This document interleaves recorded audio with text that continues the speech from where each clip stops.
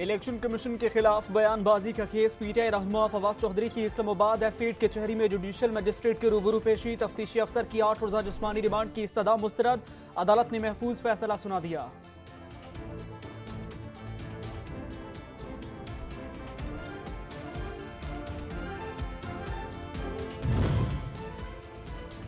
वज़ीर-ए-आज़म मोहम्मद शहबाज शरीफ से साबिक सदर आसिफ अली जरदारी की मुलाकात और मजमूई सियासी सूरत हाल पर बातचीत। मुलाकात में वज़ीर खजाना इसहाक डार, विफाकी वज़ीर इक्तसादी उमूर सरदार अयाज सादिक ने भी शिरकत की।